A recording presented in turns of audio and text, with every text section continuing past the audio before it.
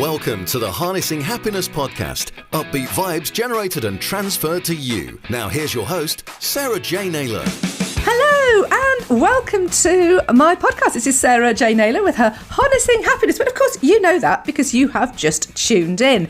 So thank you for taking the time to listen. And I'm delighted that I have the fabulous Liz with me today. And now I've just not said her surname because we chuckle about this. I've known Liz for a long time now because we've both trained and qualified as coaches with the same training agency and an organisation called Simply Changing in Derbyshire in the UK.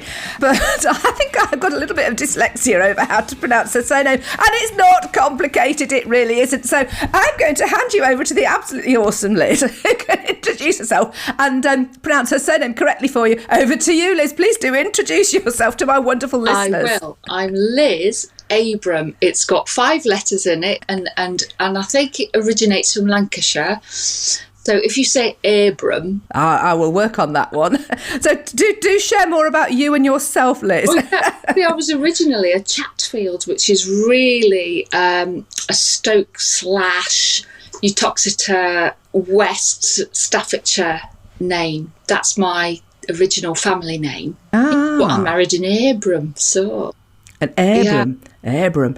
Tell the listeners a bit more about you and what you do, because you are awesome. Okay, let's go right back. I started off, and at school I was musical, language, chatterbox, dilly-dally daydream, sort of liked the outdoors, not particularly sporty, although I was okay at sport. But what I ended up doing, having done a language degree, was I went into the Royal Air Force, because actually I'd always had a secret hankering for joining the services. So that's what I did. And I joined the Air Force as an educator because at that time, back in the day, which was in the late 80s, with being a linguist, it seemed to lend itself to the idea of me becoming an education officer. So I did that.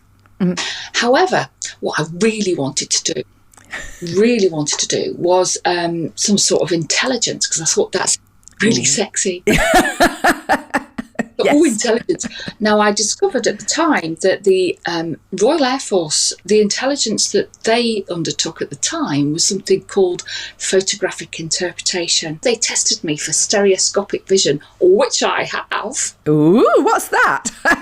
Been able to see things in 3D. Anyway, they tested me for that, and I passed all the tests with flying colours, but then they turned around and said, but there's only 3 places a year and they've all gone. So either wait another however long before you come in as a, and do the intelligence thing, or you come in as an educator. I thought, I should maybe have had more confidence to wait, but I didn't, and I went in as an educator because I wanted to get going.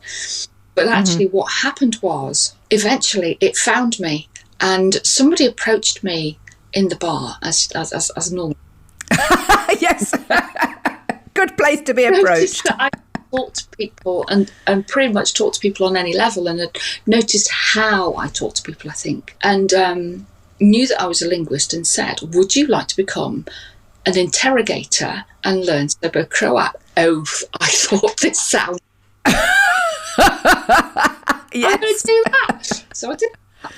And I went back to the UK from Germany, and I was a founder member, if you like, of what's now known, well, it was known then as the Defence Debriefing Team, and I think it's still around, but I imagine it's in slightly different guise now. But that's what I did, and I joined the Defence Debriefing Team, and ostensibly to become a debriefer. Debriefing is a systematic extraction of information from a willing subject, whereas interrogation is the systematic extraction of information from an unwilling. Okay. All it is. And there's a hardly discernible line between the two, because actually when it comes to it, with people that think they want to talk to you, you can always obtain more from them than they thought that A, they knew, or B, they wanted to give. So actually the lines are fairly blurred. It's all that rapport building, isn't it? And that's something you've got in bucket loads, in sort of that natural ability to sort of it's just that engagement with people, isn't it? And I know that's what I found. I mean, sorry to diverse slightly, but when all my years in recruitment, I recall sort of interviewing somebody and going, oh my God, my body language is copying their body language. How embarrassing. Not realising at the time, actually, that was a perfect rapport. All that stuff happens naturally, and that's what I'm about. With everything that I do, I keep it as natural as I can, because that is absolutely the truest way to get anything done. I'm not one for sophistication. I'm not one for over-refining. I am all about the rapport building and honest energy between people, and that is how I work. Now, actually, you might not think that coaching work has got anything to do with what my background was before. However, it's got everything to do with it, because actually, you might have seen me. I did the telly stuff with with SAS Who Dares Wins. Yes, because you did quite a lot of episodes with them, didn't you? How many series did you do with SAS Who Dares Wins? How many? 5. Oh, wow. And for anybody that's not aware of SAS Who Dares Wins, it's a Channel 4 programme where the idea being that normal, everyday people with a civilian background and not a military background can go and put both their wits and their physical prowess and in the arena emulates what it might be like to be selected for special forces. Okay, that's only over a 9-day period, but they do a pretty good job of emulating at least some of the activities. I mean, what it doesn't emulate is that properly you'd be in there for 6 months and you'd be tried, tested and rinsed through on a regular basis over that period. It does look pretty brutal, though, and your role within that was Bad Mummy, wasn't it? Was that the title you were given? That's kind of my moniker, but in fact, what they don't show you normally is the fact that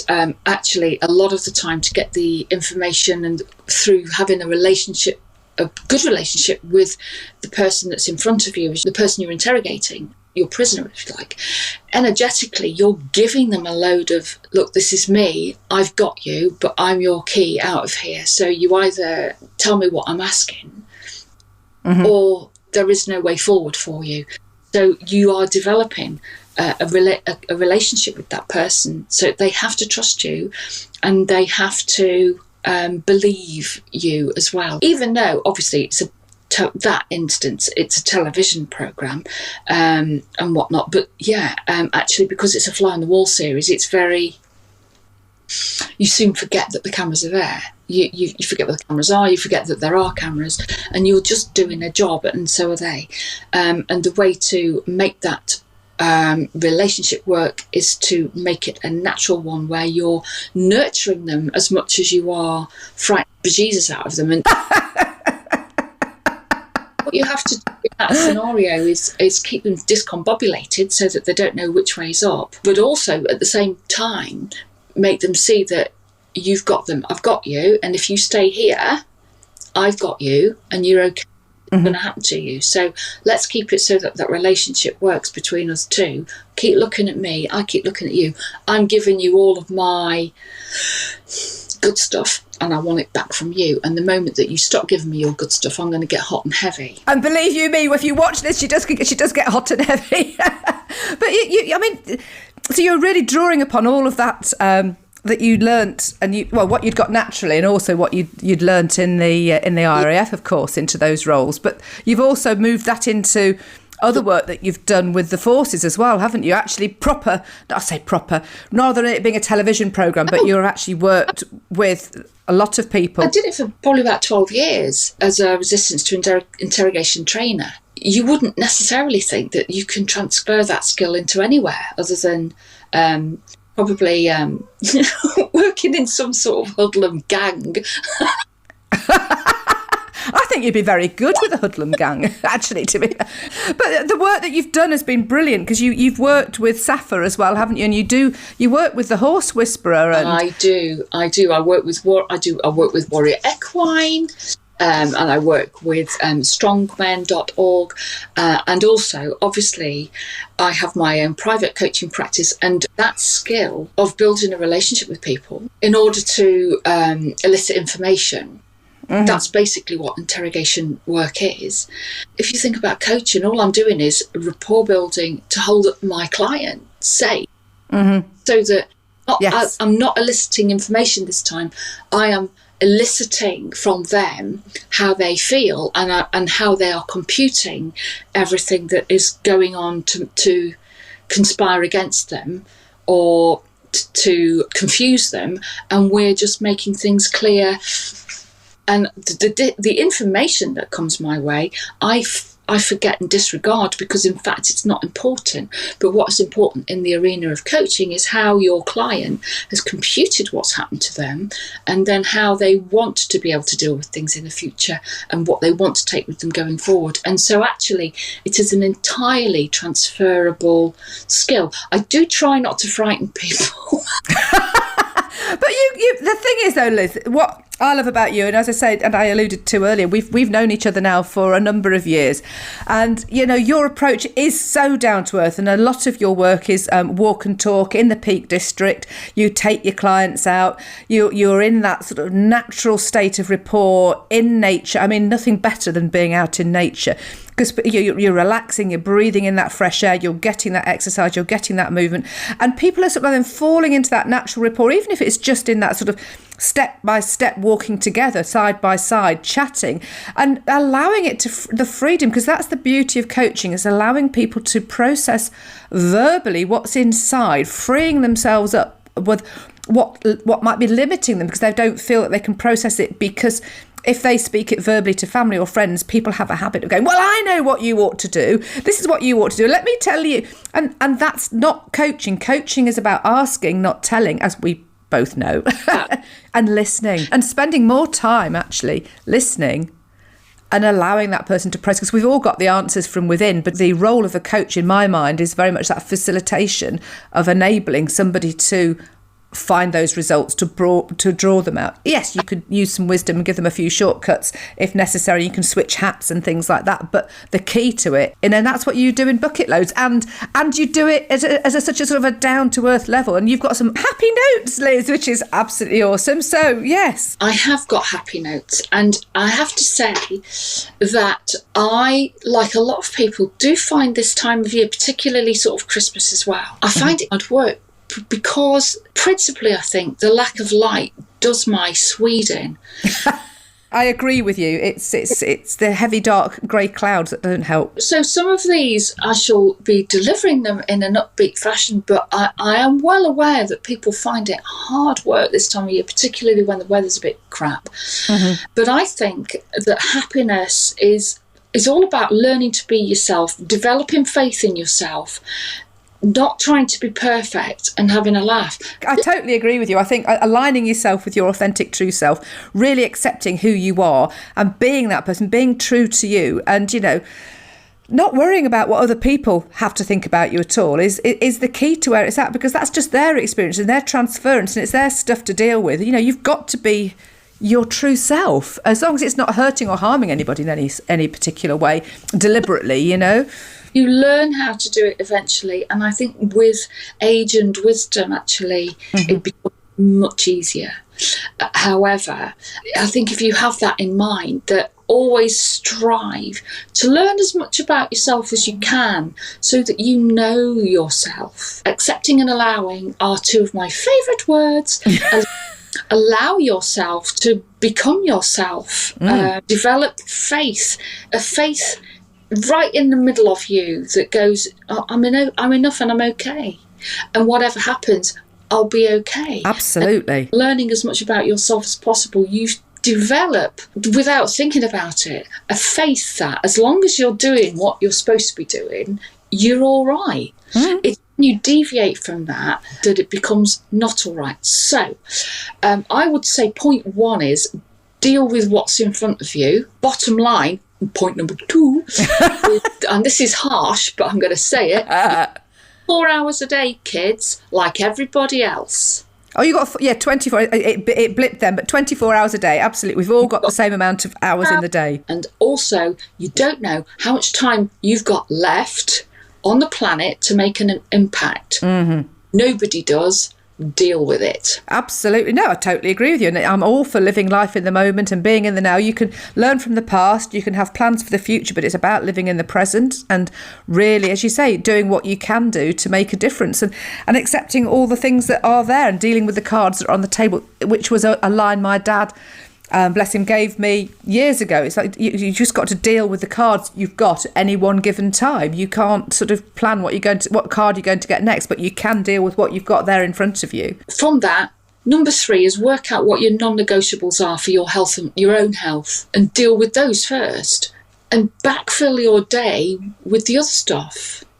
It sounds simple, doesn't it? And we all know this probably, but I'm hoping that by listening into this and maybe making notes of the points, that it's something that you'll reconsider, knowing what your non-negotiables are for your own health and well-being. Mm-hmm.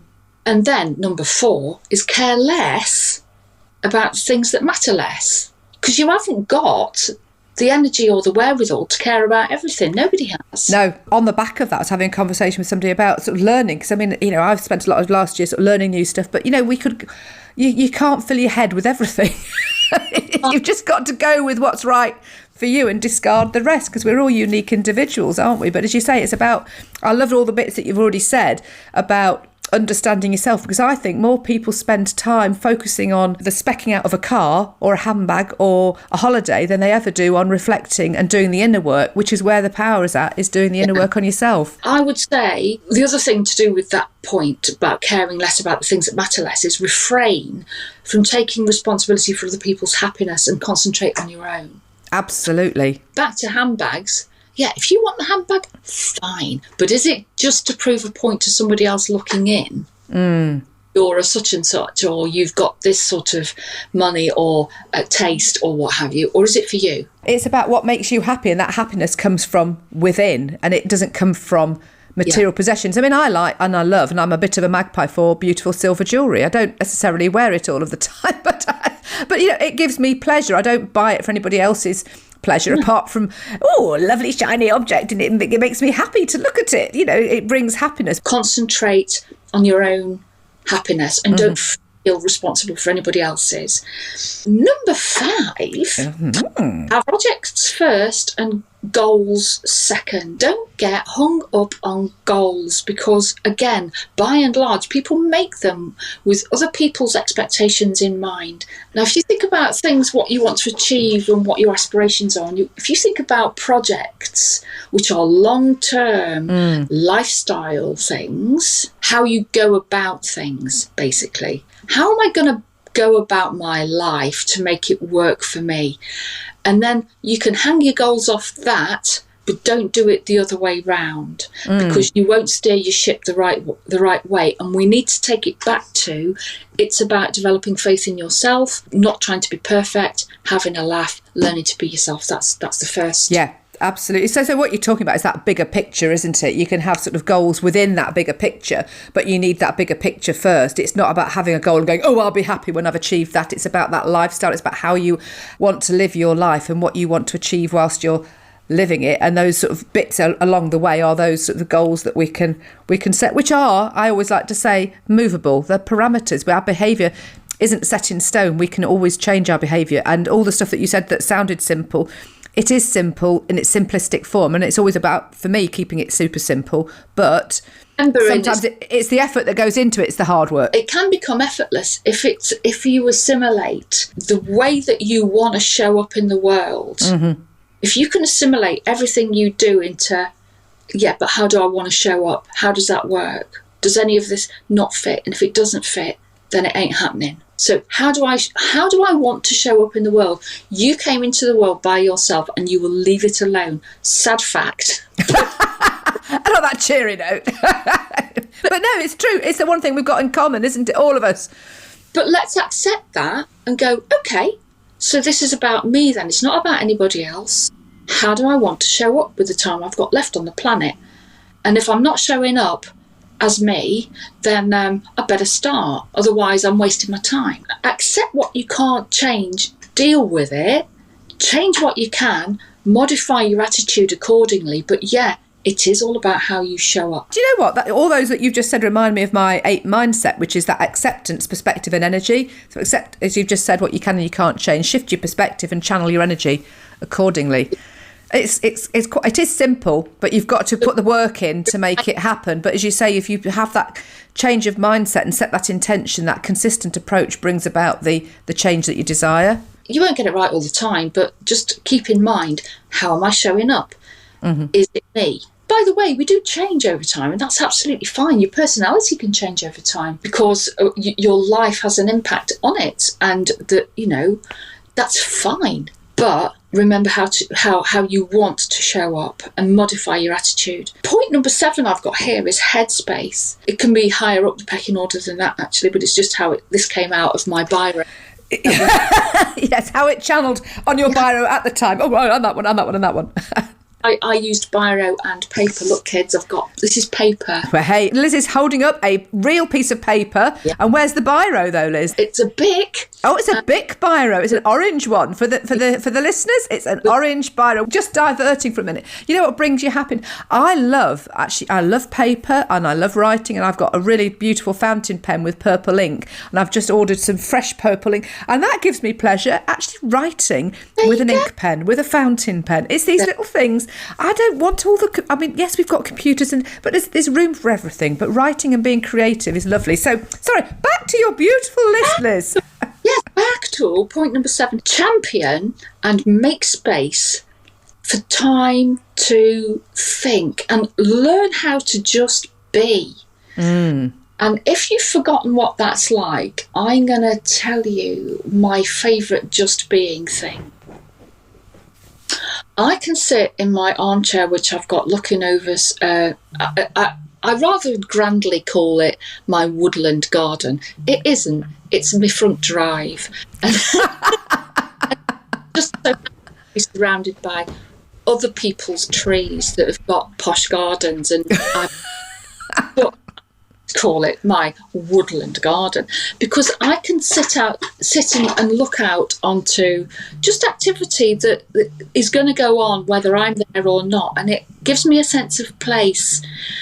And it allows me to just be, and I can do my thing and look out there, and the birds are doing theirs, and it's just a sort of a natural stasis, and they're just doing what they need to do to survive, which is eat the very expensive bird food.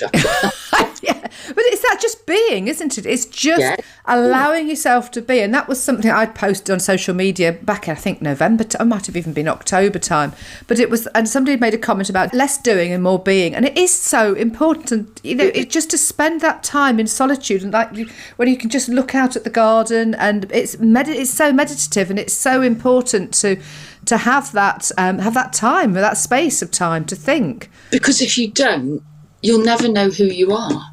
And if you don't know who you are, how the hell can you actually learn how to self-actualise and become more of yourself? I would also say that mindless meditation's fine. Just be mindful at all.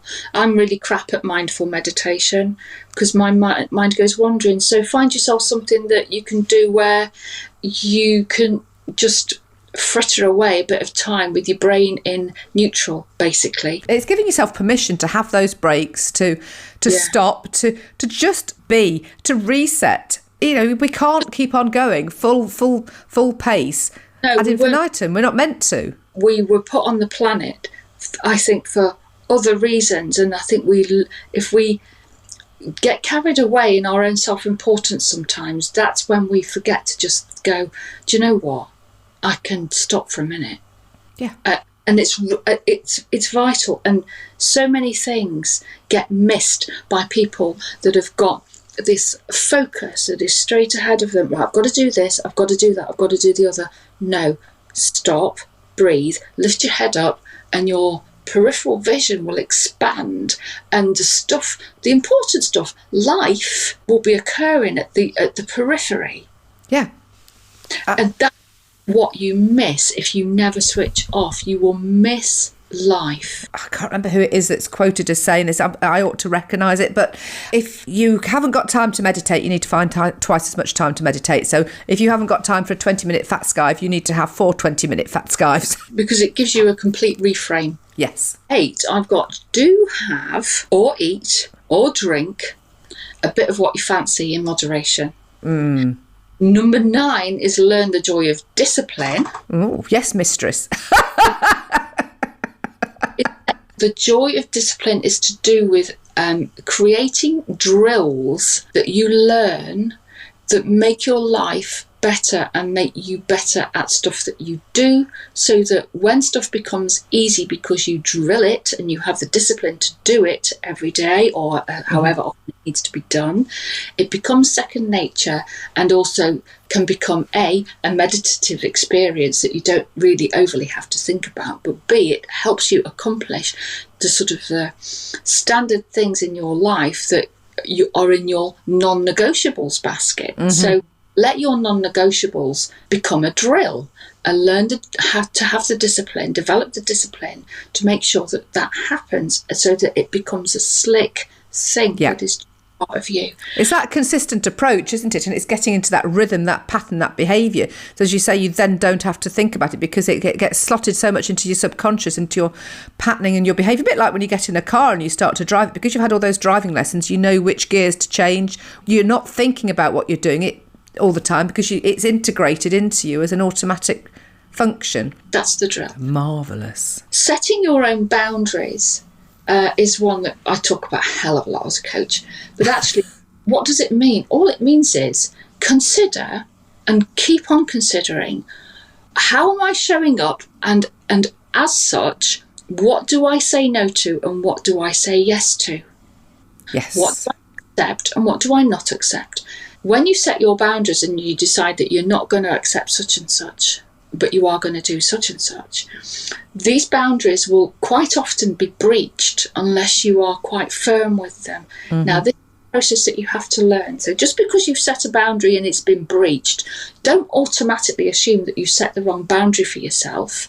Just accept that it's going to take a bit of practice to enforce it. Absolutely, because we're just human, aren't we? And it's all about trial and error and what works and what doesn't work. And you know what? We do want to please people. We do want to be part of the gang, and we don't want to piss people off unnecessarily. But then again, we do want to live by our own standards and values. So if you're having trouble with people rolling, breaching your boundaries, then that you have to learn how to erect your boundaries so that they can stay intact, and then you have to learn how to protect them. And it takes practice. It is a process. Yeah, and it's only you that you can change.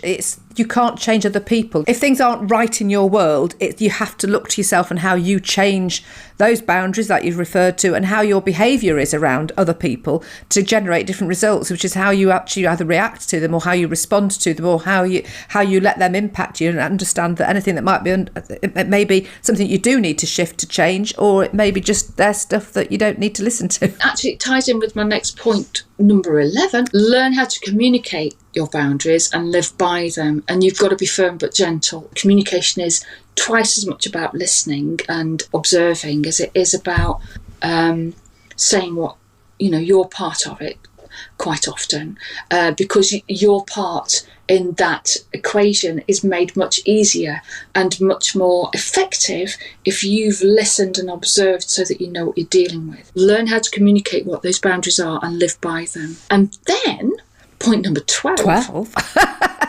Is to find joy in the silly little piffling things and amuse yourself. Oh, absolutely. Yes, you've got to. I think it's about channeling your inner child and doing things that just make you joyous and make you have fun, and just doesn't matter. I mean, it's about my drum kit there. Liz has got a rather fabulous drum kit behind her, which she works out on a regular basis. I do. In fact, I think I should probably be having a lesson now, but my drum teacher's still in France, so that's not going to happen. She's got an awesome drum teacher as well, haven't you? I have, yeah. He's a rock star, isn't he? A rock star drum teacher. He used to play with RAF. It is hard to play the drums. My ex-husband was a drummer in a band. I think he still is, actually, but I remember having had lessons with him, and that whole coordination of your feet doing one thing and your arms and hands doing it. It's just like, no, it's just like very difficult, but very, very good for your head. Yes, that coordination keeps the old grey matter working, Liz. And the drum drill. Yeah, yes. Drilling. It's what I was going back to before, is that get the stuff under your belt so that it no longer feels like it's hard work. And we've got 13, 14 and 15 to go, I believe. We've got a few more than that. We've got 20, but I'll rattle. Let's rattle through them then. Liz, I think this is actually a whole series actually we could create on Liz's top 20 tips for happiness. We could explore each particular one in depth, I believe. But you're going to have to just shush while I whiz through these. All right, then I shall be quiet. Right. Okay. So, number 13, learn how to access and deploy your muck it, that'll do button. But if you can say to yourself, oh, that'll do. It doesn't have to be perfect. It is a game changer. I know this because I have clients that absolutely have revolutionised. They do things because they have realised that you don't have to do things to the nth degree to make a good job of what you're doing. And really what you need to think about is, what is required of me for this job? Do I have to be perfect? And the answer is pretty much always, no, you don't. No. And what is perfection after all, anyway? Well, the perfection, as we know, is in the imperfection, which you introduced me to with the beauty of the Japanese art of kintsugi. This leads on to my next point, number 14, is accept your own imperfection and celebrate your uniqueness and revel in it. Your imperfections is what other people find attractive and intriguing about you. You know what? We don't love people for their perfections. We love them for their imperfections. Let's just not get hung up about being perfect. Exactly. Number 15, get help with the stuff you struggle with. Again, back to my point, everybody struggles with something. Do you know what? If we didn't struggle with anything, we wouldn't have friends. We wouldn't need anybody.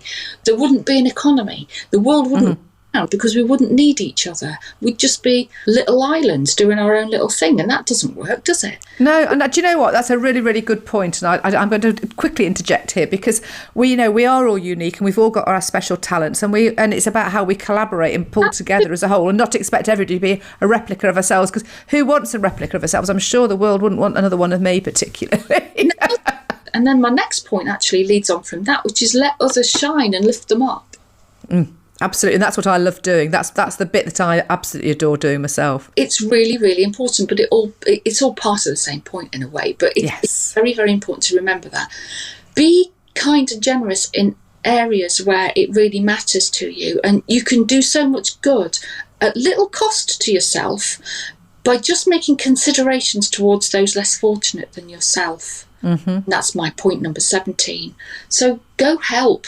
Go and use talents which maybe you feel are either underused or, you really enjoy giving. Go and give a little bit. It does wonders for the planet, and it does wonders for your own self-esteem and your feeling of belonging. Yes, I've started to volunteer at the park run, which is great. And it does. It's a really good feeling, a really good vibe. Yeah, it helps the world go round. Number 18 is literally...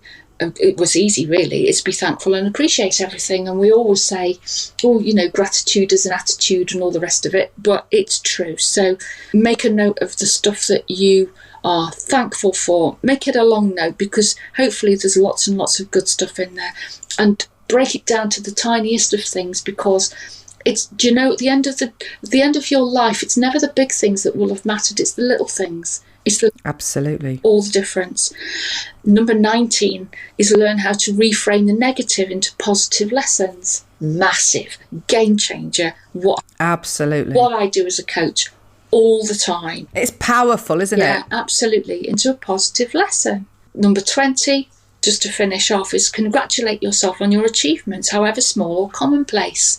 Because again, we're not going to get to the end of our lives and just think about it in our greatest achievements, because our greatest achievements happen in the smallest of moments. Liz, what amazing wisdom. Thank you. That has just been absolutely awesome. I think it's great.